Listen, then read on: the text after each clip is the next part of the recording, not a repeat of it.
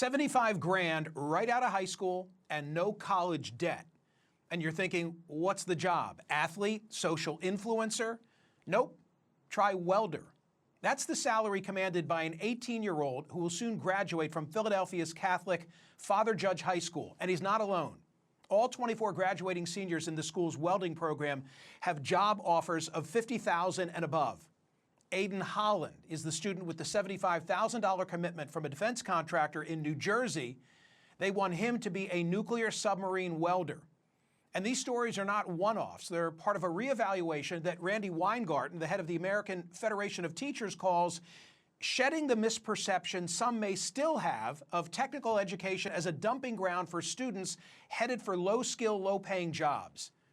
This is the new thinking. The world of education is in a state of flux. The 3 R's now stand for rework, revamp, and review. And this thinking applies to both high school and college. And I don't mean the College of Cardinals. It's been long overdue and now accelerated by the role of artificial intelligence. A poll of 1,000 college students showed that almost 90% of them used the chatbot to help with homework. And that was taken right after the launch of ChatGPT. More recent research shows widespread use of AI in both high schools and colleges. The question today is not are students getting help from AI, but are they doing any of the work themselves? Thus, we get the story of Chungin Roy Lee, as told by New York Magazine. A computer science major at Columbia, he was quite open about how he exploited OpenAI. He used it on almost all assignments. He said 80% of his essays were AI generated. Quote, I'd put on the finishing touches, I'd just insert 20% of my humanity. The essays might have been 20% Lee's, but he got 100% of the grade, and that was okay with him. As he explained, most assignments in college are not relevant. But he adds they're hackable by AI. In fact, Lee launched an AI tool that helps students cheat their way through a job interview. Columbia put him on disciplinary probation. Lee notes that Columbia has partnered with OpenAI, which created ChatGPT, so why punish him? He predicts that it won't be long before using AI for homework won't be considered cheating. And if AI can do all the work, then why even go to class? A recent Harvard Crimson article by Sandhya Kumar, class of 2026, looks at the issue of students playing hooky, noting that Harvard has recognized there's a problem and now requires a certain level of attendance. Wrong answer, says Kumar. She says she pulls out her iPad or laptop to work on other assignments when the lecturer can't hold her attention. She recognizes missing class comes with a cost, but her analysis suggests it might be worth it. Check this out. Harvard's tuition, $56,550 a year. Quote, every class I miss costs around $117.81 plus the non-monetary cost of potential implications on my course grade. Who wants to waste $117 and forego a coveted A? The true cost of attending class isn't just measured in dollars, it's measured in time, energy, and opportunity. Every once in a while, that $117.81 feels like a worthwhile trade-off for an extra hour to finish an assignment, prepare for an exam, or recover from an all-nighter. And so I skip class. Kumar adds that students skip out because they don't feel they're learning anything new. They can get what they need based on their own with class materials. So if AI can do all the work and class attendance is unnecessary, then why even invest the 4 years to get a degree? The White House seems to support this position in its own way. President Trump recently signed an executive order that states the government is no longer behind the one-size-fits-all approach to education, which previous administrations promoted as college for all. This new order is designed to modernize American workforce programs to prepare citizens for the high-paying skilled trade jobs of the future. And so we've come full circle now with the Republican Trump White House sounding very much like the teachers' union leader, Randy Weingarten, education making for strange bedfellows. And then again, the president may have his own reasons for supporting this reform because in recent election cycles, education has become the single best predictor of political leanings. Consider that in the 2024 election, Republicans won 14 of the 15 least educated states. Democrats won 14 of the 15 most educated states. Of course, it wasn't that long ago when being a college graduate meant that everybody thought you had the world by the tail and they had advice for you. I just want to say one word to you. Just one word. Yes, sir. Are you listening? Yes, I am. plastics. Exactly how do you mean? There's a great future in plastics. Think about it. But as we've seen with the rethinking of the place of education and fresh out of high school welding jobs, the emphasis on college for earnings is changing. Mind you, the data still shows that college is the best bet in the long run. According to a recent study with Georgetown University, somebody with a bachelor's degree earns $2.8 million on average over their lifetime. A high school diploma will earn you $1.6 million. Of course, that's just the beginning of the calculus. For instance, engineering and business majors, they earn significantly more than those who get degrees in education or the arts. At the same time, learning a skilled trade offers job security that you can't always find elsewhere. I remember a great bestseller years ago by Thomas Stanley and William Danko. It was called The Millionaire Next Door. The surprising thesis, backed by a ton of research, was that if you want to find someone who's worth $1 million, there's no need to go to Beverly Hills or Park Avenue. You can just look around your own neighborhood. If a person has a steady job, is able to build up a business or a reliable service, and doesn't live a showy, flashy lifestyle, they'll be able to accumulate a surprising amount over the years. A compelling takeaway from The Millionaire Next Door is that many of the millionaires profiled, they weren't doctors, they weren't lawyers, they weren't executives. They were skilled tradespeople. They were small business owners. And the authors found that a significant proportion of millionaires were self-employed in what might be considered blue-collar or middle-market industries. Think plumbers, think welders, electricians, contractors, pest control operators. These individuals often built modest businesses over time.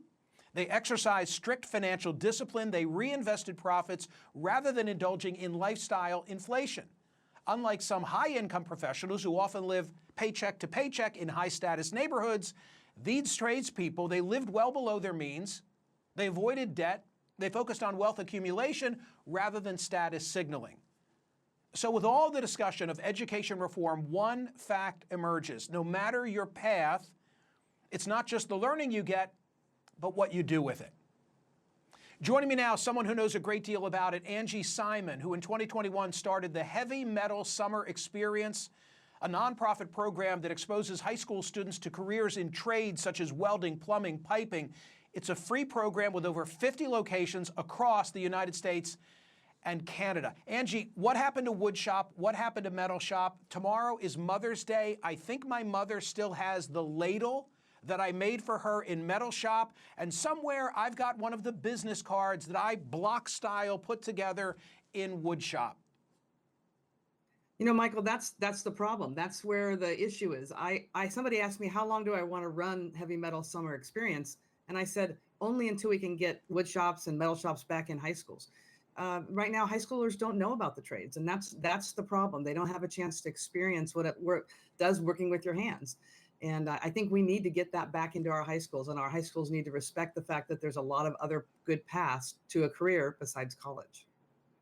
Will you speak to the demand? Because I know you've got the data and you know what the situation is across the country, right? It's not just that we want to put these people through your program. There are jobs waiting for them. Oh, yes, absolutely. There are so many jobs waiting for them. I mean, right now in construction, we are short about 400,000 jobs.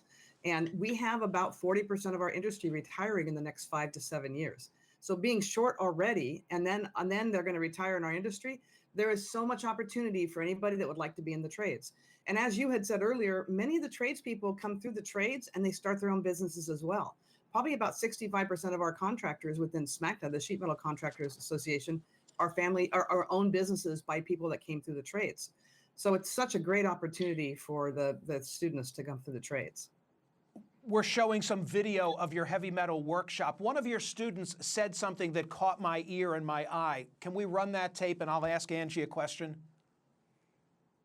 There's too many people who don't know about the trades, and I'm glad that they're able to change that with this program.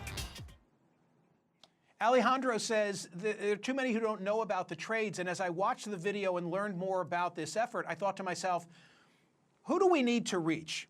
Do we need to reach these students? That would seem obvious. Or really, is the issue their parents? Yeah, it's a little of both, and counselors to a certain degree, and school districts. But I am surprised when the parents are so surprised when they come to graduation from our camps to find out how much money a student can make. And the fact that they can be, if you join the union, you are getting trained with no cost to you and you're making money while you're doing it. And they find out that they get pensions, they get benefits and everything else. They find out that they can make six figures. So it's amazing how quickly the parents will change their tune and say, okay, maybe we don't need to go to college. But we are also focusing on the at-risk and underserved areas. And these are parents that really weren't sure what their kids were going to do, period. And they look so relieved to see that their kids are enjoying this, working with their hands, and actually making projects. So I know that we hit a little bit of a button here because all of a sudden we grew so fast. I mean, to go from 28 kids in 2 camps in 21 to this summer going to have almost 900 students across the United States and Canada. Obviously, it's really needed. And sadly, we're turning down kids from our applications. We have so many applicants for all of our camps. And go ahead. I know that a lot of parents, hope that their son, their daughter will rise up and work with their hands as an orthopedist or a dentist. But the takeaway here is you can get that same level of satisfaction and earn a good living through the skilled trades. Final thought is yours for 20 seconds. Well, we were talking about when tradespeople, when I started college, got out of college, so 45 years of college, and started work at Western Alley where I began, mechanical contractor. The pipe fitters who were the same age as I was had already bought homes in the Bay Area. And I had just gotten out of school and I was just starting working. And that's the part that is interesting. You start 18 years old in the trades, and by the time you're 25 years old, you have probably bought a house, and even in the Bay Area. So that's the final thought. I mean, look at that opportunity in it. And actually with technology today, construction is not the same construction that people think about. A lot of technology. So. Angie, it's a great point. In the Wall Street Journal story that I was quoting from, there was a contractor who does recruiting, goes into high schools, and he says, I'm not looking for the same person I was looking for 20 years ago. There's a technical proficiency, an understanding of computers that is now essential to these jobs because they've gone high tech. Thank you. Keep up the good work. Thank you very much, Michael. Appreciate it. Social media reaction from the world of X. What do we have? College has become a 4-year party that you happen to be able to get a loan for. The bottom line is, if you can't monetize your degree, you shouldn't be able to get a loan for it. The taxpayer certainly shouldn't be on the hook to help you find. I think Will makes a good observation about how there's this taxpayer role relative to the college degree that doesn't always apply to the trade schools. Many of us were raised. I was raised this way, and it worked out fine for me. Raised to believe you got to go to college, okay? And all we're here to say is there are great jobs to be had that don't require a college degree. The idea that at Father Judge, which is not far from where I'm seated, that employers are coming in to recruit the welders and starting some of them at $75,000 a year, I think it's fabulous. I think it's terrific. Still to come, is the stage set for an America First versus American Pope showdown? Cardinal Dolan offering this. I don't think the fact that Cardinal Prevost was from the United States had much weight. Will he want to build bridges to Donald Trump? I suppose, but he would want to build bridges with the leader of every nation. And don't forget to vote on today's poll question at smerconish.com. There it is. Was the election of Pope Leo XIV, an American, a deliberate choice meant to contrast with President Donald Trump? While you're there voting, sign up for my newsletter. It's free, it's worthy. Jack Oman sketched this for us.